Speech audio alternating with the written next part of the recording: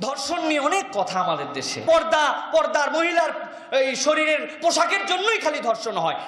জি না, পর্দার বিধান তো এত পরে আসলো, পর্দা অবশ্যই লাগবে। এর দ্বারা সমাজকে আল্লাহ রাব্বুল আলামিন পূর্ণাঙ্গতা দান করছেন।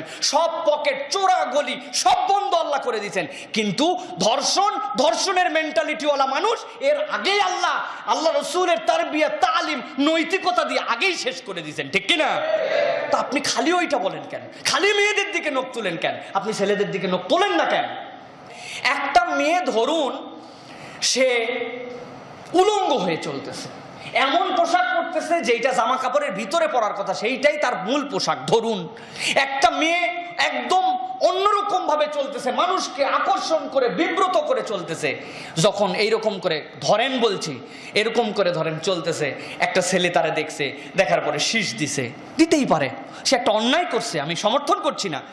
ইফ টিজিং আমরা যেটা বলি, ধরলাম ইফ টিজিং নিয়ে অনেক কথা আছে। ইফ টিজিং করছে, তারে একটা ঢেল দিছে, তারে একটা ছবি তোলার চেষ্টা করছে, হ্যাঁ, তারে নানানভাবে উত্তেজিত করার চেষ্টা করছে, এগুলো সবগুলা গর্হিত কাজ কিন্তু করছে ওই মেয়ের আচার আচরণ, পোশাক দিয়ে। কিন্তু আমার প্রশ্ন, একটা মানুষ কি একটা মেয়ের পোশাক যেরকমই পরা থাক, তার চলাচল যতই খারাপ হয়, যতই উগ্র হোক, মানুষ কি এতটা নিচে নেমে যেতে পারে যে ওই পুরুষ তাকে শেষ পর্যন্ত ধরে জোর করে তার সতীত্ব হরণ করে ধর্ষণ করতে পারে?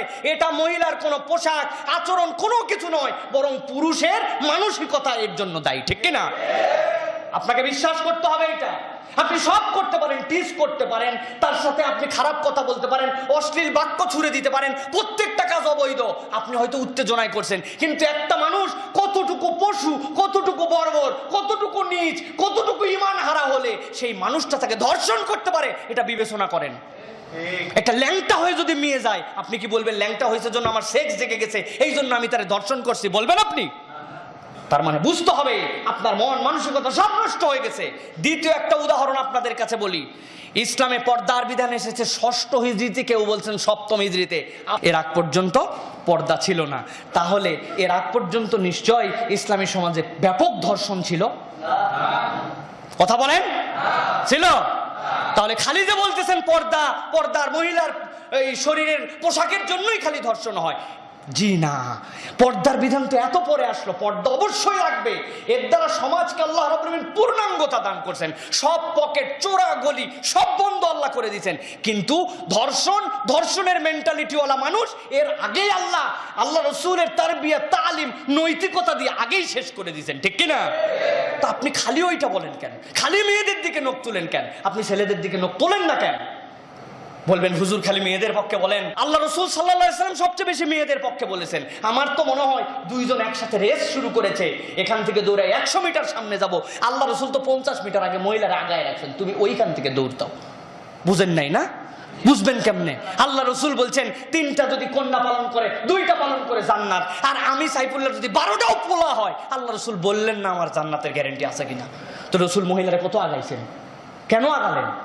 মেয়েদের পায়ের নিচে আল্লাহ রসুল সাল্লাল্লাহু আলাইহি ওয়াসাল্লাম কেন জান্নাতের কথা বললেন? আল্লাহ রসুল সাল্লাল্লাহু আলাইহি ওয়াসাল্লাম মেয়েদেরকে কোনো সময় তত্ত্বাবধায়কহীন করেন নাই। বুঝছেন? তত্ত্বাবধায়কহীন না করা, শিশু পিতার অধীনে আছে, মাতার অধীনে আছে, এতিম হয়ে গেছে ভাইয়ের অধীনে আছে, বিবাহ হয়ে গেছে স্বামীর অধীনে আছে। তার মানে এরকম না আর রিজালু কাওয়ামুন আলান নিসা, পুরুষরা কর্তৃত্বশীল। জি না, ভুল। আল্লাহ রসুল তত্ত্বাবধায়ক বানাইছেন, দায়িত্বশীল অনেক বড় ব্যাপার। আপনি কর্তৃত্বশীল না, দায়িত্বশীল। আপনার জিম্মাদার করা হয়েছে আপনাকে। আপনি মা হয়ে গেছেন, সন্তানদের কাছে আপনার কেউ নাই, তারপরেও রাষ্ট্র তার জন্য দায়িত্ব নিতে বাধ্য। মেয়েদের তত্ত্বাবধায়কহীন আল্লাহ রসুল কখনো করেন নাই। পুরুষ এতিম হয়েছে তো কি হয়েছে?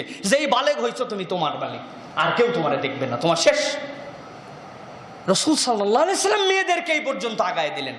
আপনার আমি বলবো প্রিয় ভাইরা, কথাবার্তা আমরা যা বলবো ভেবে চিন্তে বলতে হবে। এই কথা কোথায় যেতে পারে আপনারা জানেন। আর প্রিয় ইউটিউবার ভাই যারা আছেন তাদের কাছে বলবো, আপনারা একটু বুঝে সুঝে টাইটেল দেন। আপনাদের টাইটেলের কারণে অনেক আলেম ওলামা বিব্রত হয়ে যাচ্ছে। কেন? আপনাদের যা লেখা আছে তাই টাইটেল দিতে আপনাদের সমস্যা কি? আমি ওয়াজ করি এক সাবজেক্টে, ছোট্ট একটা ক্লিপস ওর মধ্যে গেছে, ওইটার সাবজেক্টের টাইটেল উল্লেখ করে দেন, বিষয়টাই মানুষ বুঝতে পারে। আমি প্রত্যেকটা জুমা দিয়ে বিষয় ভিত্তিক আলোচনা করি, আপনারা পুরো বিষয়টাই লিখে দেন না। 2 জন শুনুক, 5 জন শুনুক, মানুষ তো আলোচনা শুনতে চায়। 50 মিনিট একটা জ্ঞান নিয়ে আপনার চ্যানেল থেকে বেরিয়ে যাবে। আপনি তা না করে চটকদার এমন কিছু লেখেন, মানুষ ওইটা শোনারই আগ্রহ হারায় ফেলে। এটা কেন করেন? জুমায় অন্তত এরকম করেন ভাই, বিষয়ভিত্তিক আলোচনা। 140টার উপরে আলাদা আলাদা বিষয়ের এখন পর্যন্ত টাইটেল করাই আছে, 250টা বিষয়ের উপরে খুতবা দিয়েছি এখন পর্যন্ত। প্রত্যেকটা জুমায় আলোচনা শুরু, আলোচনা শেষ, যাতে একটা মানুষ একটা প্যাকেজ পায়। আপনি যদি এখন একটা ওর মধ্যে উড়নচণ্ডী এমন একটা কথা লাগাই দিয়েছেন, মানুষ শোনার আগ্রহই হারায় ফেলবে। সুতরাং প্রিয় ভাইরা, সমন্বিতভাবে আমাদের সমাজকে পরিবর্তন করতে হবে, আল্লাহ তৌফিক দান করুক।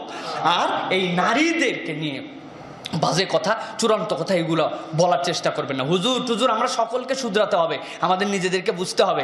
আমি নারী নারী নারী নারী করে ওয়াজ করছি, আমার বাচ্চাদের ছেলে মেয়ের যখন আমি সম্পদ বন্টন করি, তখন আমি হুজুর আমার ছেলেদেরকে সব লিখে দিয়ে আমার মেয়েদেরকে আমি কিচ্ছু দেই না। এইরকম দামি হুজুর যদি আমি হয়ে থাকি, তাহলে আল্লাহর আদালতে যেয়ে আমাদেরকে ধরা খাওয়া ছাড়া কোনো উপায় থাকবে না। আল্লাহ আমাদেরকে হেফাজত করুক, আল্লাহুম্মা আমিন।